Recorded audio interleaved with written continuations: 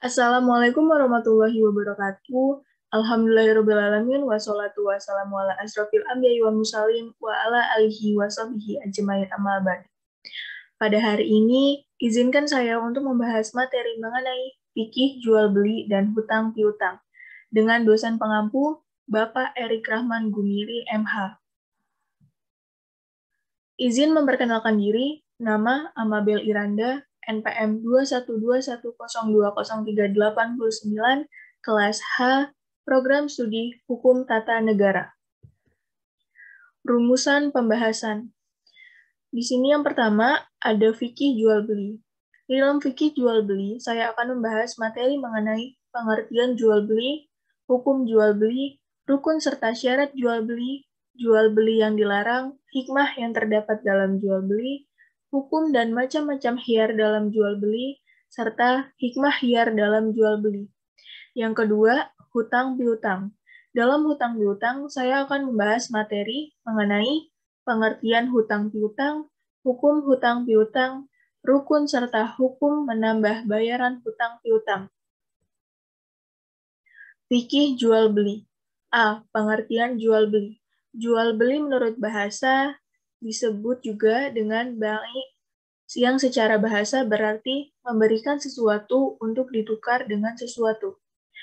Di dalam Al-Quran juga disebutkan bahwa jual beli harus dilakukan berdasarkan suka sama suka. Janganlah kamu memakan harta yang ada di antara kamu dengan jalan batil, melainkan dengan jalan jual beli suka sama suka. Quran Surat An-Nisa ayat 29. B. Hukum jual beli.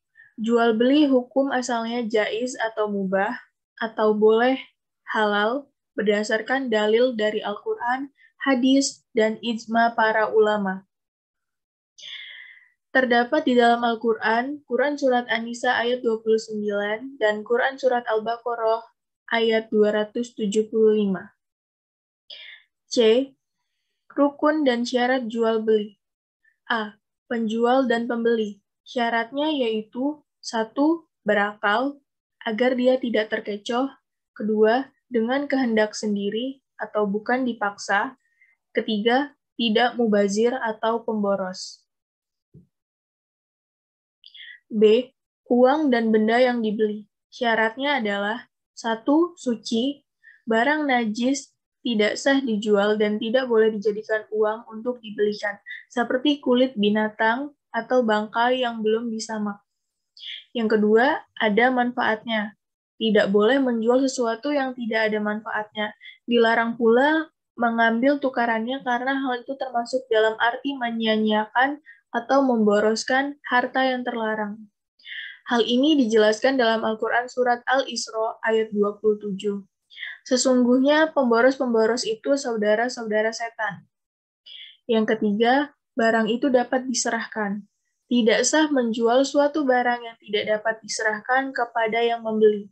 Misalnya ikan dalam laut, barang rampasan yang masih berada di tangan yang merampasnya, barang yang sedang dijaminkan, sebab semua itu mengandung tipu daya atau kecohan. Yang keempat, barang itu diketahui oleh si penjual dan si pembeli. Zat, bentuk, kadar atau ukuran, dan sifat-sifatnya jelas, sehingga antara penjual dan pembeli keduanya tidak saling kecoh-mengecoh. D. Jual beli yang dilarang. A. Terlarang karena kurangnya syarat dan rukun. 1. Jual beli sistem ijon, atau belum jelas barangnya. Jual beli ini dilarang karena barang yang akan dibeli masih samar. Dari Ibnu Umar radhiyallahu an, Nabi Shallallahu alaihi wasallam melarang jual beli buah-buahan sehingga nyata baiknya buah itu. Muttafaq alaih. Yang kedua, jual beli anak binatang ternak yang masih di dalam kandungan. Jual beli ini dilarang karena barangnya belum ada dan tidak tampak juga. Sesungguhnya Rasulullah Shallallahu alaihi wasallam melarang jual beli anak binatang yang masih dalam kandungan induknya. Hadis riwayat Bukhari dan Muslim. Yang ketiga, jual beli sperma hewan. Jual beli sperma hewan seperti mengawinkan seekor domba jantan dengan betina agar dapat memperoleh turunan. Rasulullah Shallallahu Alaihi Wasallam telah melarang jual beli air jantan betina. Hadis riwayat Muslim. Yang keempat, jual beli barang yang belum dimiliki. Nabi Shallallahu Alaihi Wasallam telah bersabda, janganlah engkau menjual sesuatu yang baru saja engkau beli sehingga engkau menerima atau memegang barang itu. Hadis riwayat Ahmad Baihaqi. B. Jual beli yang sah tetapi terlarang. 1. Jual beli pada waktu khutbah atau sholat Jumat bagi laki-laki. Yang kedua, jual beli dengan niat untuk ditimbun saat masyarakat membutuhkan. Rasulullah Shallallahu Alaihi Wasallam telah bersabda, tidaklah seseorang menimbun barang kecuali orang yang durhaka. Hadis riwayat Muslim. Yang ketiga, jual beli yang tidak mengetahui harga pasar. Contohnya, menemui orang-orang desa sebelum mereka masuk ke pasar untuk membeli benda-bendanya dengan harga yang semurah-murahnya. Sebelum mereka tahu harga pasaran, kemudian ia menjual dengan harga yang setinggi-tingginya. Yang keempat, jual beli yang masih dalam tawaran orang lain. Umpamanya, seseorang berkata, kembalikan saja barang orang itu kepada penjualnya. Nanti barangku saja kau beli dengan harga yang lebih murah dari itu. Dari Abu Hurairah radhiyallahu an, Rasulullah Shallallahu Alaihi Wasallam bersabda, janganlah kamu menjual atau membeli dari sebagian kamu atas barang yang sudah dijual atau dibeli oleh orang lain. Hadis riwayat Bukhari dan Muslim. Yang kelima, jual beli dengan cara menipu atau memainkan ukuran timbangan. Jual beli ini sah namun haram hukumnya karena kaidah ulama fikih berikut ini. Apabila larangan dalam urusan muamalat itu karena hal yang di luar urusan muamalat, larangan itu tidak menghalangi sahnya akad. Yang ketujuh, jual beli untuk kemaksiatan. Jual beli untuk kemaksiatan adalah haram hukumnya karena jual beli ini akan menimbulkan perbuatan maksiat, yaitu perbuatan dosa. Hikmah jual beli. Allah mensyariatkan jual beli sebagai pemberian keluangan dan keleluasaan darinya untuk hamba-hambanya, yang membawa hikmah bagi manusia di antaranya, 1. Jual beli dapat menata struktur kehidupan ekonomi masyarakat yang menghargai hak milik orang lain. 2. Penjual dan pembeli dapat memenuhi kebutuhannya atas dasar kerelaan. 3. Dapat menjauhkan diri dari memakan atau memiliki barang yang haram serta secara batil. 4.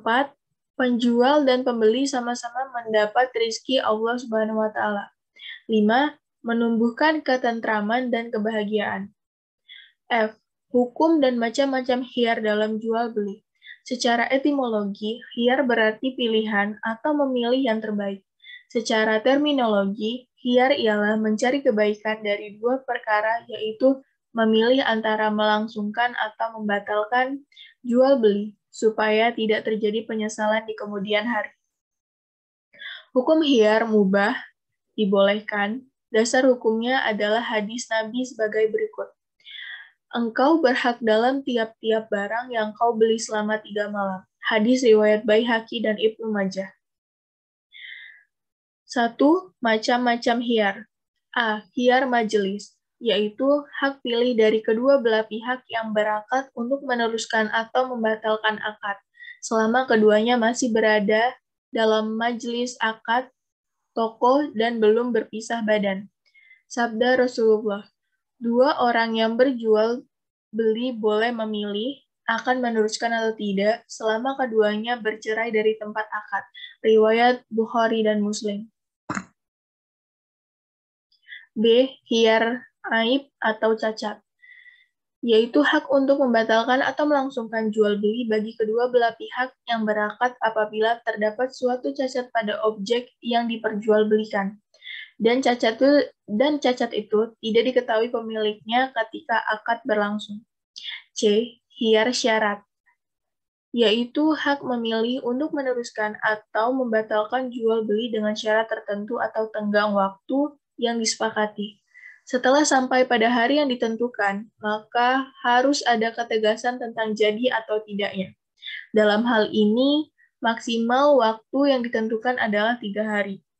Sabda Rasulullah, Engkau boleh hiar pada segala barang yang telah engkau beli selama 3 hari 3 malam. Riwayat Baihaqi dan Ibnu Majah. G. Hikmah hiar.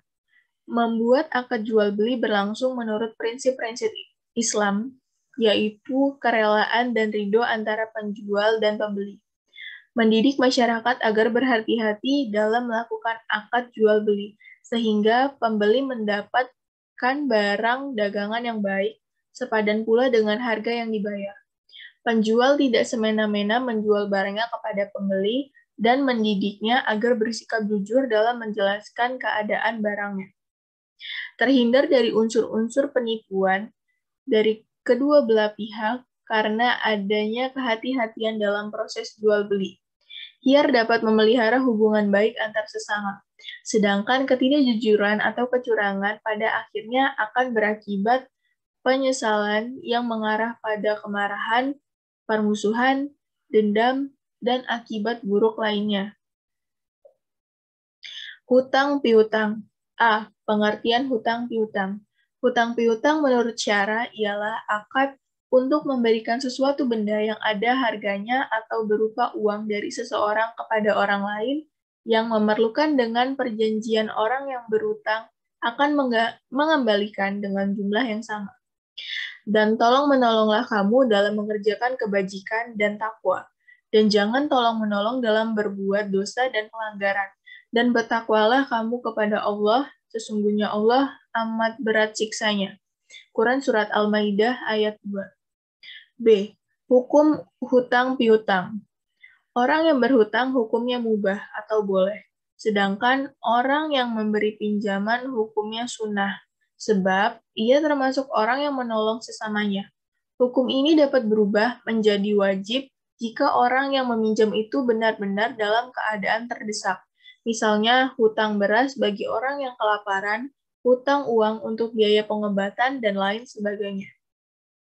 Rasulullah Shallallahu Alaihi Wasallam bersabda dari Ibnu Mas'ud radhiyallahu an, sesungguhnya Nabi Shallallahu Alaihi Wasallam telah bersabda, seorang Muslim yang memberi pinjaman kepada seorang Muslim 2 kali, seolah-olah dia telah bersedekah kepadanya 1 kali.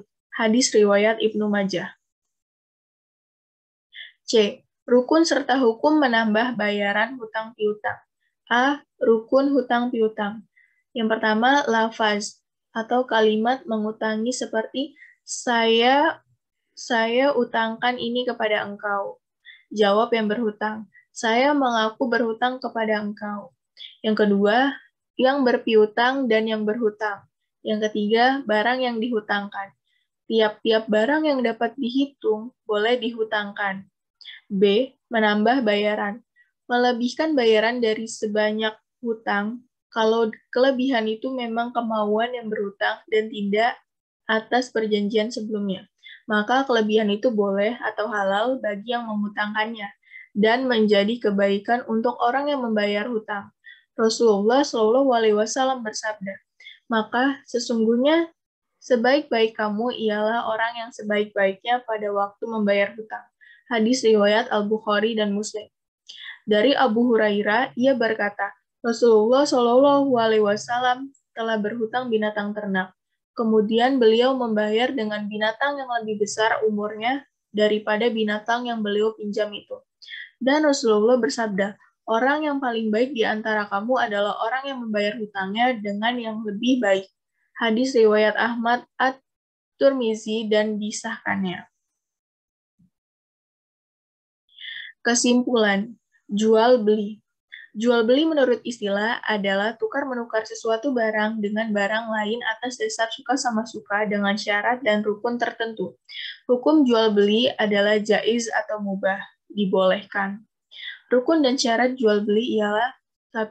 Penjual. Syaratnya balik atau dewasa, berakal sehat, kehendak sendiri, serta dilakukan atas dasar suka sama suka. Yang kedua, pembeli. Syaratnya balik atau dewasa, berakal sehat, kehendak sendiri, dilakukan atas suka sama suka. Yang ketiga, barang yang diperjualbelikan syaratnya suci, bermanfaat, milik sendiri, atau diberi kuasa untuk menjual, jelas dan dapat diketahui kedua belah pihak, serta dapat dikuasai oleh penjual atau pembeli. Yang keempat, alat tukar. Syaratnya berupa alat tukar yang syah dan masih berlaku, tidak najis atau haram, dan diperoleh dengan jalan halal. Jual beli yang dilarang. Jual beli yang terlarang karena kurangnya syarat dan rukunnya ialah 1. Jual beli sistem ijon. 2. Jual beli anak binatang ternak yang masih di dalam kandungan. 3. Jual beli sperma hewan. 4. Jual beli barang yang belum dimiliki. 5. Jual beli barang yang diharamkan. 6. Jual beli sah tetapi terlarang. 7. Jual beli pada waktu khutbah sholat Jumat bagi laki-laki. 8. Jual beli dengan niat untuk ditimbun saat masyarakat membutuhkan. 9. Jual beli yang tidak mengetahui harga pasar. 10. Jual beli yang sah. Jual beli yang masih dalam tawaran orang lain. 11. Jual beli dengan cara menipu atau memainkan ukuran timbangan. Dan 12. Jual beli untuk kemaksiatan. Hikmah jual beli. Jual beli dapat menata struktur kehidupan ekonomi masyarakat yang menghargai hak milik orang lain. 2. Penjual dan pembeli dapat memenuhi kebutuhannya atas dasar kerelaan. 3. Dapat menjauhkan diri dari memakan atau memiliki barang yang haram atau secara batil. 4. Penjual dan pembeli sama-sama mendapat rizki Allah Subhanahu wa Ta'ala. 5. Menumbuhkan ketentraman dan kebahagiaan. Hiyar jual beli. Hiyar adalah mencari kebaikan dari dua perkara, yaitu memilih antara melangsungkan atau membatalkan jual beli supaya tidak terjadi penyesalan di kemudian hari. Macam-macam hiyar antara lain hiyar majlis, hiyar aib atau cacat, dan hiyar syarat. Hikmah hiyar. Membuat akad jual beli berlangsung menurut prinsip-prinsip Islam, yaitu kerelaan dan ridho antara penjual dan pembeli. Mendidik masyarakat agar berhati-hati dalam melakukan akad jual beli. Penjual tidak semena-mena menjual barangnya kepada pembeli, dan mendidiknya agar bersikap jujur dalam menjelaskan keadaan barangnya. Terhindar dari unsur-unsur penipuan dari kedua belah pihak. Kehati-hatian. Memelihara hubungan baik antar sesama. Hutang piutang. Hutang piutang adalah akad yang memberikan sesuatu benda yang ada harganya atau berupa uang dari seseorang kepada orang lain yang memerlukan dengan perjanjian orang yang berhutang akan mengembalikan dengan jumlah yang sama. Hukum hutang piutang adalah mubah atau boleh. Rukun hutang piutang ialah lafaz atau kalimat mengutangi yang berpiutang dan yang berhutang barang yang dihutangkan. Terima kasih, mungkin itu saja yang dapat saya sampaikan. Mohon maaf bila ada salah kata, dan kepada Allah saya mohon ampun. Wabillahi taufiq wal hidayah. Wassalamualaikum warahmatullahi wabarakatuh.